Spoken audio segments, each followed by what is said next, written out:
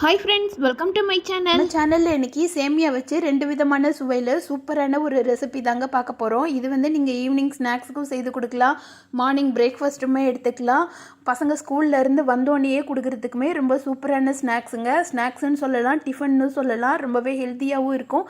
இது வந்து நீங்கள் கம்பு சேமியா வச்சு செய்யலாம், ராகி சேமியா வச்சு செய்யலாம், கோதுமை சேமியா வச்சு செய்யலாம்.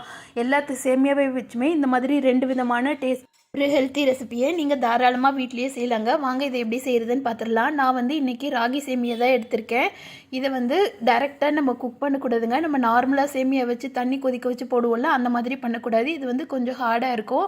அதனால் முதல்ல இதை வந்து ஒரு 2 நிமிஷம் மட்டும் ஊற வச்சுக்கலாம். நீங்கள் எந்த சேமியா வாங்கினாலும் சரி, நீங்கள் ராகி சேமியானாலும் சரி, கோதுமை சேமியானாலும் சரி, வாங்கினோன்னே இந்த மாதிரி 2 நிமிஷம் ஊற வச்சுருங்க. ஊற வச்சுட்டு இதை வேக வச்சுட்டு அதுக்கப்புறமா தான் நம்ம செய்ய போகிறோம்.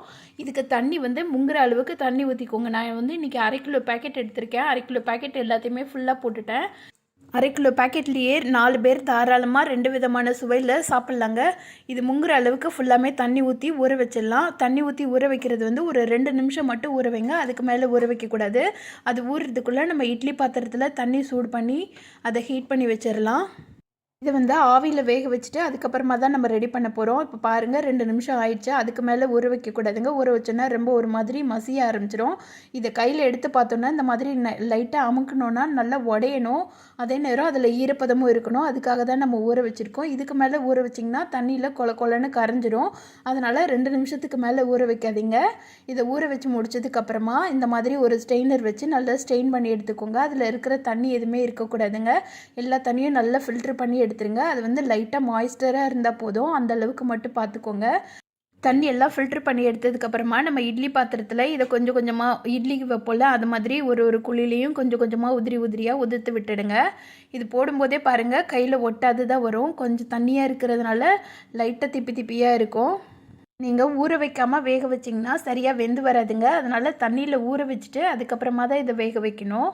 அதுக்காக தான் நம்ம ஒரு 2 நிமிஷம் ஊற வச்சுருக்கோம். இப்போ எல்லாத்தையுமே நான் இந்த மாதிரி 2 பாத்திரத்தில் 2 பிளேட்டில் வந்து ஸ்ப்ளிட் பண்ணி வச்சுக்கிறேன். இந்த மாதிரி நான் குழியில் கொஞ்சம் கொஞ்சமாக போடுறேன்ல, இந்த மாதிரி போட்டுக்கோங்க. ஒரே தான் போட்டு தம் பண்ண வேண்டாம். கொஞ்சம் கொஞ்சமாக பிரித்து போடுங்க. அப்போ தான் எல்லாமே ஈவனாக வேகும்.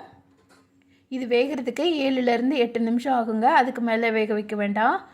வீட்டில் குழந்தைங்க வந்து ஸ்வீட்டாக கேட்பாங்க, பெரியவங்க வந்து கொஞ்சம் காரமாக சாப்பிட்டா நல்லா இருக்கும்னு நினைப்பாங்க. அவங்க எல்லாருக்குமே இந்த ஒரு பேக்கெட் சேமியாவை வச்சு 2 விதமான சுவையில் சூப்பரான ஈவினிங் ஸ்நாக்ஸோ அல்லது பிரேக்ஃபாஸ்ட்டோ எது வேணாலும் நீங்கள் இந்த மாதிரி மெத்தடில் செய்து கொடுத்தீங்கன்னா ரொம்பவே விரும்பி சாப்பிடுவாங்க. நம்மளுக்கு வேலையும் சீக்கிரம் முடிஞ்சிருங்க. பாருங்கள், இது ஒரு 6 நிமிஷம் தான் ஆச்சு. அதுக்குள்ளே நல்லாவே வெந்து வந்துருச்சுங்க. இது வெந்துருச்சான்னு செக் பண்ணுறதுக்கு கையில் எடுத்து சாதம் வெந்துருச்சான்னு சொல்லி செக் பண்ணி பார்ப்போம்ல, அந்த மாதிரி செக் பண்ணி பார்த்தாலே போதுங்க. கையில் எடுத்து லைட்டாக நசுக்கி பார்த்திங்கன்னா நல்லா நசிஞ்சு வரும். அந்த மாதிரி வந்துட்டாலே இதை ஸ்டவ் ஆஃப் பண்ணிவிட்டு வேறு ஒரு பாத்திரத்துக்கு மாற்றிக்கலாம். இது வந்து வேக வச்சு எடுக்கிறது மட்டும்தாங்க வேலை. மீதி எல்லாமே ரொம்ப ஈஸியாக முடிஞ்சிடும். இப்போ வந்து நான் சில்வர் பிளேட்டில் போட்டதுனால எனக்கு ஓரளவுக்கு ஒட்டாமல் வருது. நீங்கள் நார்மலாக இட்லி பாத்திரத்தில் வேக வச்சிங்கன்னா கொஞ்சமாக எண்ணெய் தடவிட்டு போடுங்க, ஒட்டாமல் வரும். துணி வச்சு செய்கிறதுனாலும் லைட்டாக தண்ணி தெளிச்சிட்டு எடுத்திங்கன்னா ரொம்பவே ஈஸியாக வந்துடுங்க. நம்ம இட்லிக்கு வேக வச்சு எடுப்போம்ல, அதே மெத்தடில் தான் நீங்கள் வேக வச்சு எடுக்கணும். இப்போ 1/2 கிலோ சேமியாவும் வேக வச்சு எடுத்தாச்சு. எண்ணெய் சூடாக இருக்குது. இதில் கடுகு உளுந்த பருப்பு போட்டு தாளிச்சிடலாம். ஒரு கொத்து கருவேப்பிலை சேர்த்துக்கோங்க. கருவேப்பிலை நல்லா பொரிஞ்சு வந்தோடனே பெரிய வெங்காயம் வந்து முழு பெரிய வெங்காயம் ஒன்று குட்டியாக சாப் பண்ணி வச்சுருக்கேன், அதையும் சேர்த்துக்கலாம். காரத்துக்கு கொஞ்சமாக பச்சை மிளகாய் போட்டுக்கோங்க. இது கூட ஒரு 10 முந்திரி பருப்பு சேர்த்துருக்கேன் டேஸ்ட்டுக்காக வேண்டி. கொஞ்சமாக கடலை பருப்பு, இது எல்லாத்தையும் போட்டு எண்ணெயில் நல்லா வதக்கிடலாம்.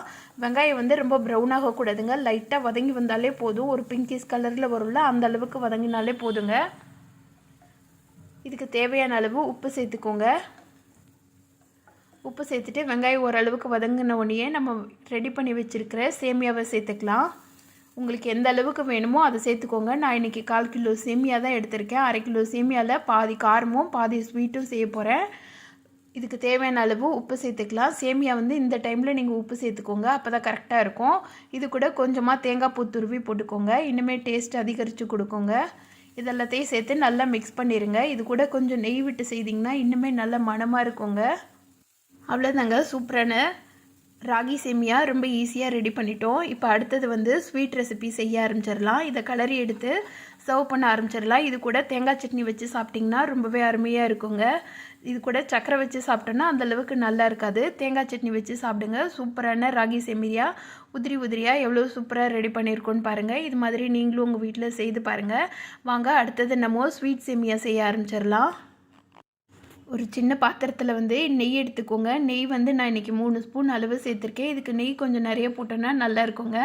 அந்த நெய்யில் வந்து 10லேருந்து 15 முந்திரி பருப்பை வந்து ரோஸ்ட் பண்ணி எடுத்துக்கலாம். இதை அப்படியே நம்ம ரெடி பண்ணி வச்சுருக்கிற சேமியாவில் சேர்த்துடலாம். வேக வச்சு எடுத்து வச்சுருக்கோம்ல அந்த சேமியாவில் சேர்த்துடலாம். இது கூட 2 கைப்பிடி அளவு தேங்காய் பூ சேர்த்துக்கோங்க. நான் வந்து இன்றைக்கி ஒரு 1/4 மடி அளவு தேங்காய் பூ சேர்த்துருக்கேன். இதில் தேவையான அளவு சர்க்கரை சேர்த்துக்கோங்க. நான் வந்து இன்றைக்கி ஒயிட் சுகர் தான் சேர்த்துருக்கேன். நீங்கள் வெல்லம் சேர்க்குறதுனால சேர்த்துக்கலாம். வெல்லம் சேர்த்தோன்னா அந்தளவுக்கு டேஸ்ட்டாக இருக்காதுங்க. அதனால் நான் ஒயிட் சுகர் சேர்த்துருக்கேன். இதுக்கு கொஞ்சமாக ஒரு 1/4 பிஞ்ச் அளவு மட்டும் உப்பு சேர்த்துக்கோங்க. உப்பு சேர்த்துட்டு எல்லாத்தையும் நல்லா கிளறி விட்டுடுங்க. கிளறி விட்டிங்கன்னா சூப்பரான ராகி சேமியா, ஸ்வீட் ராகி சேமியா ஈஸியாக ரெடி பண்ணிட்டோம். பாருங்கள், ஒரு 1/2 கிலோ சேமியா பாக்கெட் வாங்கி 2 விதமான ரெசிபி எவ்வளோ ஈஸியாக ரெடி பண்ணியிருக்கோன்னு சொல்லிட்டு பெரியவங்களுக்கு காரமும் குழந்தைங்களுக்கு ஸ்வீட்டுமே கொடுக்கலாம். இதை வெறுமனே ஸ்வீட்டாக செஞ்சு சாப்பிட்டிங்கன்னா கூட அவ்வளோ அருமையாக இருக்குங்க. வேலையும் ரொம்பவே ஈஸியாக முடிஞ்சிடும். குழந்தைங்க ஸ்கூல்லேருந்து வந்தோடனே செய்து கொடுத்துக்கிறதுக்கு ரொம்பவே சூப்பரான ஈவினிங் டைம் ஸ்நாக்ஸாக கூட எடுத்துக்கலாங்க. ரொம்ப ஹெல்த்தியானதும் கூட. இதை வச்சு நீங்கள் கோதுமை சேமியா வச்சுமே செஞ்சு பார்க்கலாங்க. ரொம்ப அருமையாக இருக்கும். இந்த வீடியோ பிடிச்சிருந்ததுன்னா இந்த வீடியோவுக்கு லைக் பண்ணி சேனலை சப்ஸ்கிரைப் பண்ணாதவங்களாம் சப்ஸ்கிரைப் பண்ணிக்கோங்க. Thank you friends.